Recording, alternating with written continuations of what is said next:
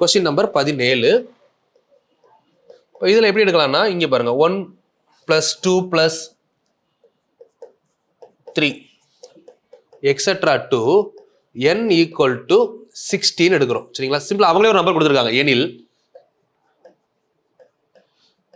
1³ 2³ 3³ etcetera to n³ என்ன? சரிங்களா? உங்களுக்கு தெரிய வேண்டிய லாஜிக், இது ஃபர்ஸ்ட் ஃபார்முலா, அங்க இருக்கிறது தேர்ட் ஃபார்முலா. நம்ம என்ன இங்க கேன்னு கொடுத்தா அங்க என்னன்னு படிச்சோம்? k² படிச்சோம். இப்போ இங்க 60ன்னு கொடுத்துருக்காங்க அப்படின்னா இங்க ஆன்சர் என்ன வரணும்? 60². அவ்வளவுதான், வேற ஒண்ணுமே இல்லை. 3600. முடிஞ்சதா? இப்படி கொஸ்டின் கேட்டாங்கன்னா இதுவும் கம்பேரிசன் தான். சரிங்களா? அப்ப கம்பேரிசன்லயே 2 சப்டிவிஷன் பாக்குறோம்.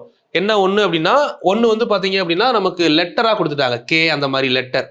ஸோ இன்னொன்று வந்து பாத்தீங்க அப்படின்னா நம்பர். நல்லா புரிஞ்சுக்கணும். எல்லா டைப்பையுமே நான் உங்களுக்கு கிளியரா சொல்றேன், ஒன்னு கூட மிஸ் ஆகாது. ஃபர்ஸ்ட் 5 டைப் ஸ்ட்ராங்கா இருங்க. 6வது டைப் கம்பேரிசன். கம்பேரிசன் பண்றப்போ 1வது ஃபார்முலா 3வது ஃபார்முலா மட்டும் தான் கொடுப்பாங்க, வேற எதுவும் கொடுக்கவே மாட்டாங்க. அப்படி 1வது ஃபார்முலா இருந்து 3வது ஃபார்முலா போனா ஸ்கொயர் பண்ணணும். 3வது ஃபார்முலா இருந்து 1வது ஃபார்முலா வந்தா ரூட் எடுக்கணும். ரெண்டே கான்செப்ட் தான். அதுல லெட்டரா இருந்தா ஈஸி. கேன்னு கொடுத்தா k², பின்னு கொடுத்தா p², டீன்னு கொடுத்தா t², எஸ்ன்னு கொடுத்தா s², அப்படியே போடலாம். அது மாதிரி தேர்ட் ஃபார்முலா ஸ்கொயர் கொடுத்தா முதல் ஃபார்முலாவுக்கு ரூட், ஸ்கொயர் வந்தா நார்மலா வரும். நம்ம ஆன்சரே நார்மலா இருந்தா ரூட்ல வந்துடும். சரிங்களா? இது லெட்டர்ல. இதுவே நம்பர்ல கொடுத்தா அதே லாஜிக், வேற எதுவுமே பண்ண வேணாம். சரிங்களா?